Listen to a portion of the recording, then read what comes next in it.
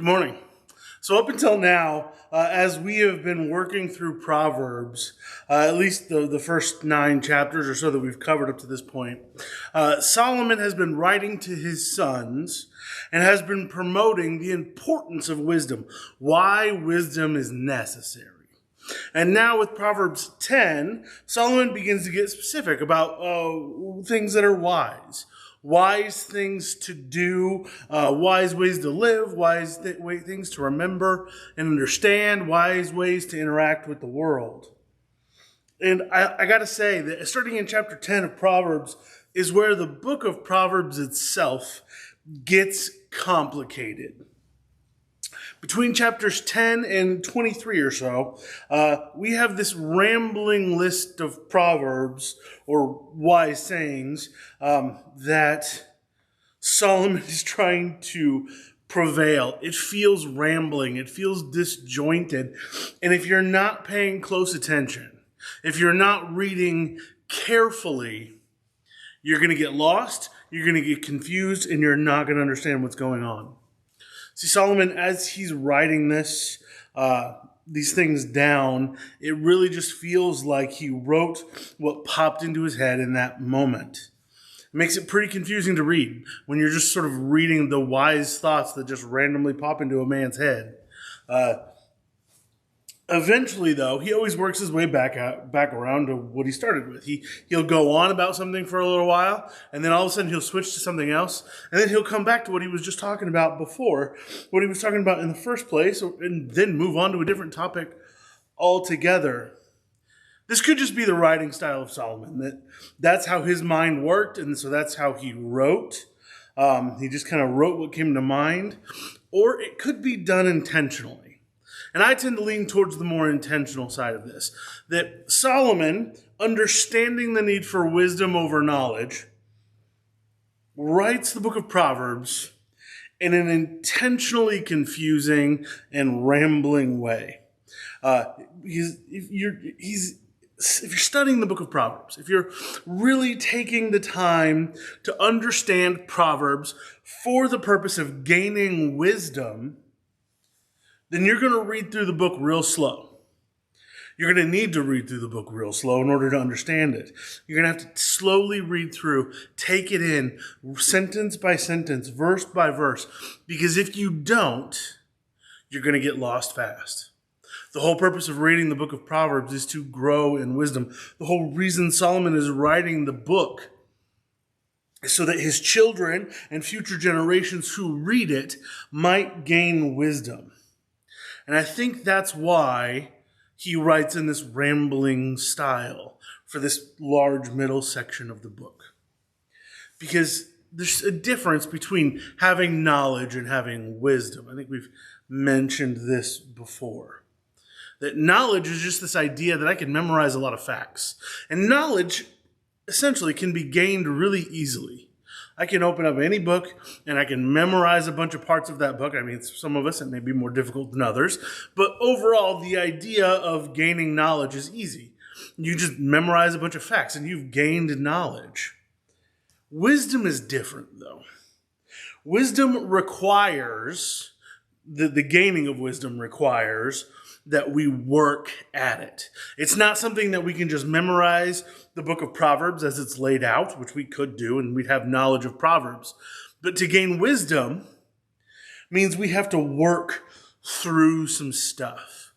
And the way that Solomon writes this book, it's designed for those of us who want to gain true godly wisdom. And so it forces us to slow down.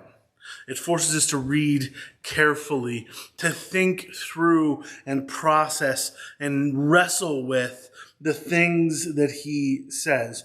And so he opens up this middle section, this very confusing and rambling section, talking about the differences between working and laziness. And he does it with a very specific purpose, I believe.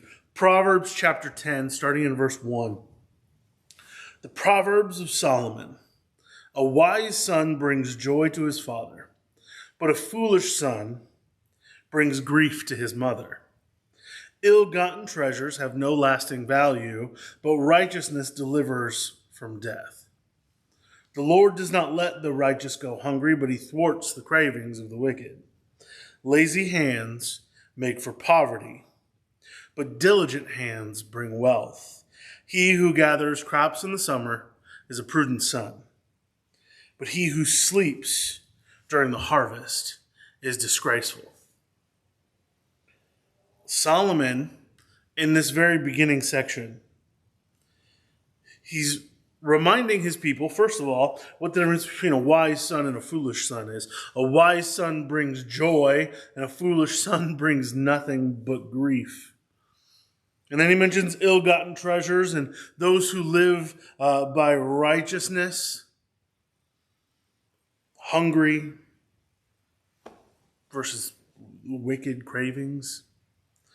And then he talks about poverty and wealth and prudency over disgracefulness.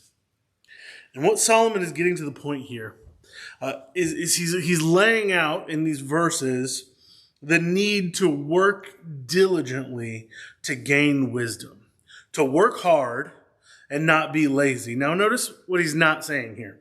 And nowhere in these 5 verses does he say taking time off or having downtime is bad.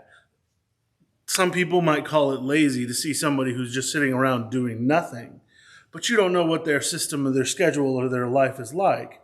What he is saying, though, is this, and this is reflected other places in Proverbs and in Ecclesiastes, another book that Solomon writes, is that there is a time for everything. There is a time for work, and there's a time when you're not working. He's saying there's a time for work. And when it is time for work, what he's saying is not to be lazy in your working. For all of you farmers out there, I think that verse 5 analogy of working and laziness, it kind of hits home a little bit. Do you harvest your fields at harvest time? Or do you wait until the snow falls and covers the ground? See, what happens if you wait to harvest your cornfields or your bean fields until, say, January? That crop that was supposed to be harvested September, October, depending on weather, it's ruined, right? It doesn't last. It's not going to still be good when January rolls around. And so Solomon's opening hit, right, his very first advice in Proverbs 10 is that when it is time to work, you work. When it's time to harvest your fields then. Don't wait. The foolish person is going to be the one who waits. When it's time to work, a wise man works. He works when he's supposed to work. A wise man works when he's supposed to. And when it's time to study and grow in wisdom, a wise man does that too.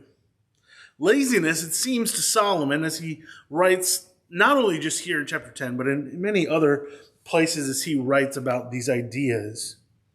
Laziness, according to Solomon, really isn't just the act of doing nothing. It's not doing nothing. That's not laziness, according to Solomon. Having fun isn't laziness, according to Solomon. No, laziness is doing anything other than the thing that you are supposed to be doing in that moment. So if you're supposed to be out harvesting your fields and yet you're doing something else, that's laziness. If you're supposed to be working at your 9-to-5 job and yet you are doing something else at work, say playing around on your phone or just goofing off and not doing the thing that you're supposed to be doing, that's laziness. Laziness isn't taking time off or having time off or taking a break or resting or having fun, or playing on your phone can be fun. Reading a book can be fun.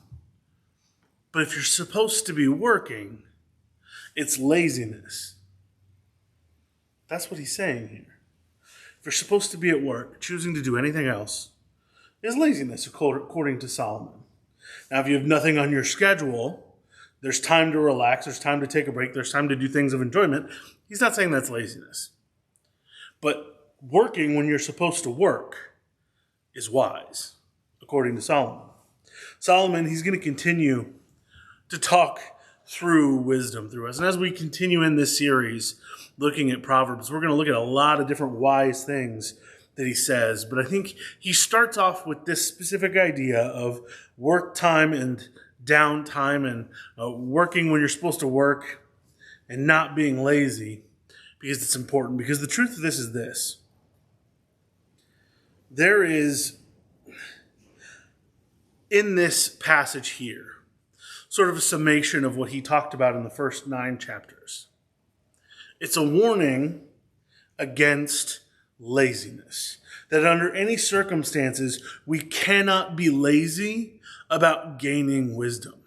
That don't take this book for granted. Don't take the words of Paul for granted. Work diligently at it, because now is the time for gaining wisdom.